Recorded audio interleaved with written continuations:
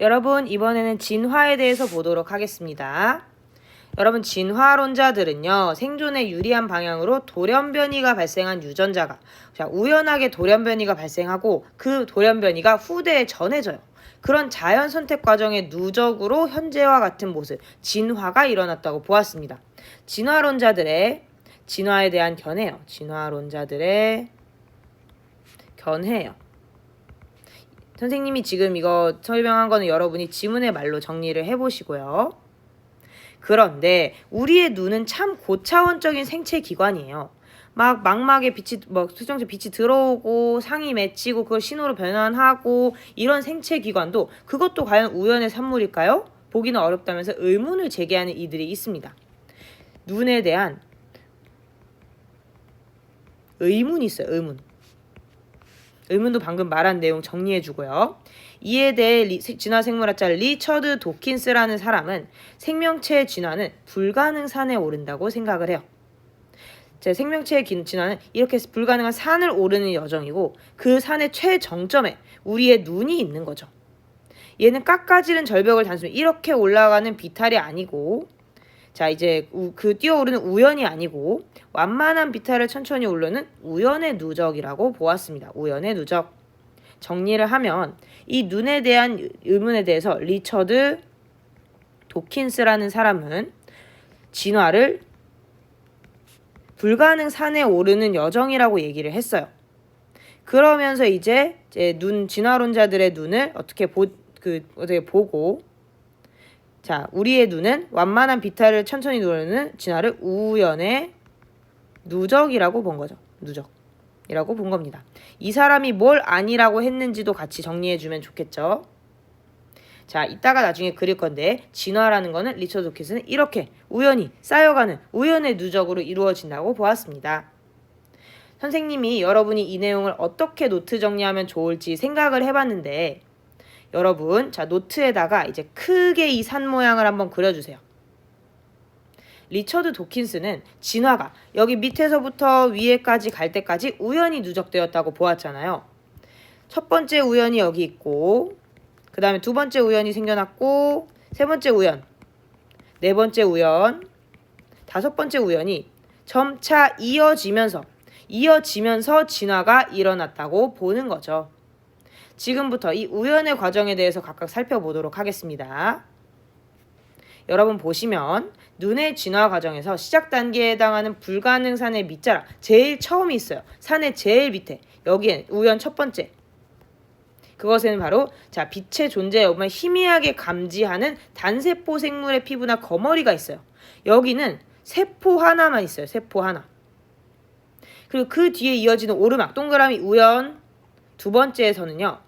빛의 광자를 포획하고 이제 괄호로 묶어주시고 충격을 신경 자극으로 변환하는 일을 담당하는 광세포가 늘어나게 됩니다. 선생님이 괄호친 부분은 광세포의 역할이에요. 우연 두 번째에서는 세포가 하나 있다가 세포가 점점 증가를 합니다. 광세포가 늘어나요. 그런데 광세포는 동물에게 빛의 유무만 알려주고 방향과 주변 대상의 형태까지 감지는 못해요. 광세포가 못하는 것들이에요.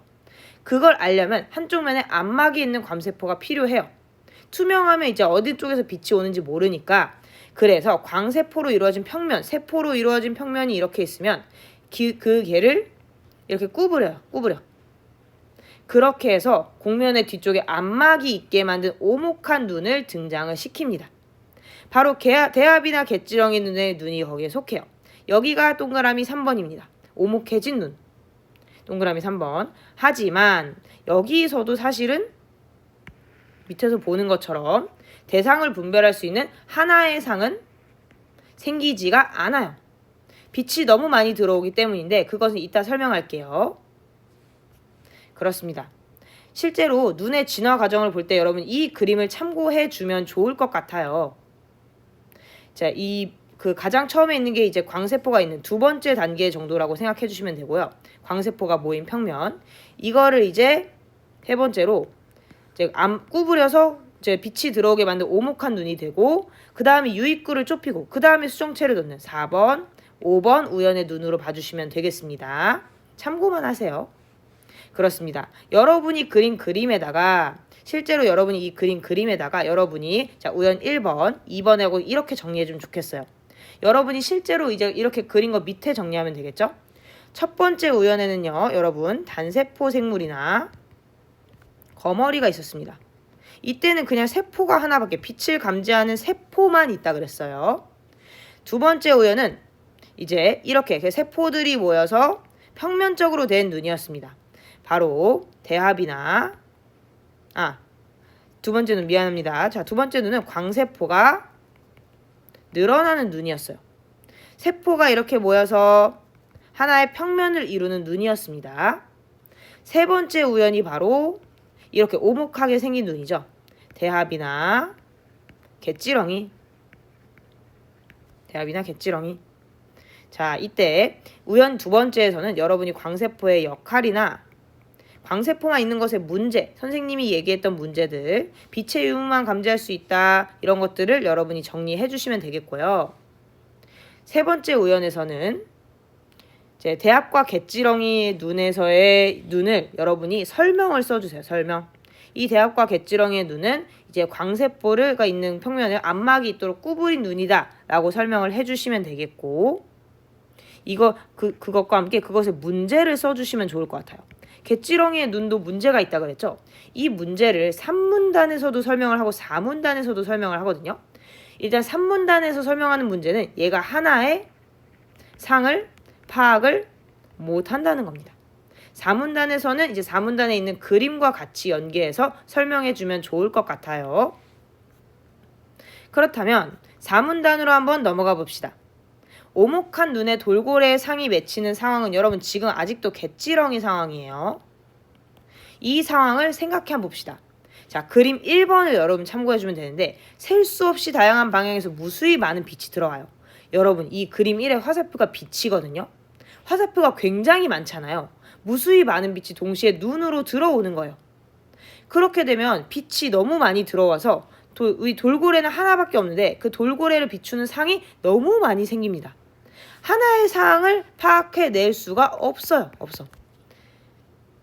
그래서 지금 이 문제가 생기기 때문에 여러 개 돌고래가 생기는, 하나로 파악하지 못하는 문제가 생기기 때문에 그림 2처럼 되게 됐어요. 자, 점점 그 상하가 뒤바뀐 도립상이긴 하지만 도립상은 거꾸로 된 그림을 도립상이라고 하는데 하나만 맺힐 수 있을 때까지 유입구를 점점 좁혀 나간 거죠.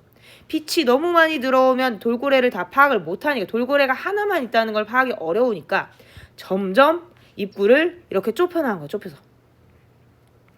그래서 마지막에는 이제 이 정말 조그만 구멍으로만 빛이 들어오게, 그러면은 빛이 이제 조금밖에 안 들어오면서 하나의 상만 만들 수가 있게 됐대요. 그거를 바로 불가능산을 오르는 긴 여정이라고 설명을 합니다. 점점 좁혀 나가는 여정들이 있는 거예요. 그 결과 이제 굉장히 유입구가 좁은 그림 2와 같은 눈이 나타나는데 그 눈이 바로 전복, 고동과 같은 눈, 앵무족의 같은 눈, 같은 4번째의 눈이 되는 거예요. 다시 정리를 해보면 여러분, 선생님이 아까 그렸던 그림에서 우연 3번까지 설명을 했고 우연 4번을 설명을 해보겠습니다. 우연 4번의 눈은 이렇게 생긴 굉장히 입구가 좁은 눈이에요. 굉장히 입구가 좁은 눈. 얘는 전복, 고동, 앵무족의 눈이라고 했어요. 앵무족의. 이 눈은 자 원래 우연 3번이 문제가 있었죠. 3번에서 나오는 문제, 4번에서 나오는 문제 둘이 똑같기는 하지만 하나의 상을 맺지를 못한다 그랬어요. 그래서 얘네들은 지금 그 하나의 상이 맺힐 수 있도록 유입구를 최대한 좁힌 그런 눈을 갖게 되었습니다. 그게 동그라미 4가 되겠어요. 자, 그 다음으로 넘어가서, 그런데 이렇게 빛의 유입구가 좁아지면 또 문제가 있어요. 유입량이 적어요. 빛이 적게 들어와요. 적게 들어옴. 그래서 아주 밝을 때만 대상을 볼 수가 있는 거예요. 또한 자, 회절 현상이라고 해서 빛이 움직이며 간섭을 일으켜서 상이 흐릿해지는 문제가 있는데, 자, 빛이 막 이렇게 막 여러 가지 퍼지고 막 빛이 이렇게 돼서 흐릿하게 보이는 게 회절 현상인데요. 유입구가 좁으면 회절 현상이 심화돼요. 빛이 흐릿하게 보여요. 넓게 하면은 하나로 보이지가 않고 좁게 하면은 이런 뭐 유입량이 부족하거나 회졸 현상의 문제가 생겨서 이런 상황을 진퇴양난의 상황이라고 합니다. 바늘구멍 눈의 이러한 상황을 두 장점을 동시에 취할 수 없는 상황을 경제학의 특성을 본따서 광자경제학이라고 한다 그랬어요. 광자경제학은 즉 진퇴양난의 이 눈이 처한 진퇴양난의 상황인 거죠. 아까 여러분이 그렸던 우연 4번에 자, 전복, 고동, 앵무, 조개 이런 눈에다가 옆에 밑에 정리를 해주시면 이 눈은 진퇴양난을 거둬요. 유입구가 넓으면 빛이 너무 많이 들어와서 하나로 보이지가 않는다 그랬어요. 그렇다고 해서 유입구가 좁으면 빛이 이제 그 유입량이 적거나 그래서 밝을 때만 보이거나 또는 회절 현상이 생긴다 그랬어요. 그런 문제를 우리는 광자 경제학이라고 한다는 거예요. 다음 문단에서는 이 문제를 해결한 우연 5가 나오겠죠? 우연 5가 어떻게 나오는지를 봅시다. 빛은 투명에서 투명 물질로 들어갈 때 굴절이 되는데 볼록 렌즈는 빛의 굴절을 통해 상을 선명하게 만들어줍니다. 여러분 볼록 렌즈를 기억해 보시면 볼록 렌즈는 빛이 들어갈 때 굴절이 돼서 하나로 묶이면서 선명한 상을 만들어줘요. 선명한 상. 이걸 활용을 해서 광자경제학의 난제, 그 진퇴양난을 해결하기 위한 대안으로 유입구를 넓혀요. 그리고 볼록 렌즈인 수정체를 끼웁니다. 원래 이렇게 쬐끔했었는데 약간 이렇게 넓힌 다음에 거기에 수정체를 이렇게 끼우는 거예요. 수정체를. 옆에서 보면 이제 수정체가 있고 이렇게 돼 있는 눈의 모양이 나오는 거죠. 빛이 이렇게 들어가요. 그럼 빛이 들어가서 굴절이 돼서 하나의 상이 여기 맺히는 거예요. 물론 그것도 도립상을 이루는 것은 여전하지만 거꾸로 보이기는 해요. 하지만 유입량이 늘어나서 밝지 않아도 선명한 상이 맺힐 수가 있게 됐어요. 척추동물이 이런 이제 불가능 산의 높은 곳에 자리하고 있는 수정체 눈을 가지는데 어류나 파충류는 수정체 위치를 이동하고 조류나 포유류는 두께를 조절하면서 초점을 맞춘다고 했습니다. 정리를 해보면 여러분이 산 그린 거에 우연 5 거기에 수정체 눈을 이렇게 그려주시도록 할게요. 수정체 눈 누가 갖고 있냐면 척추동물이 갖고 있습니다. 조류, 포유류, 어류, 파충류 같은 애들이에요. 여기는 이제 수정체 볼록 렌즈가 들어가서 이 그림을 이렇게 그리면 편하겠네요. 선생님이 그린 그림을 그대로 그려주세요. 빛이 들어가면서 굴절이 돼서 망막에 이렇게 서 있는 게 이렇게 들어가기는 해도 선명한 상이 보이게 되었다는 거예요. 자, 그러면서 초점 조절 방법이 나옵니다. 조류나 포유류는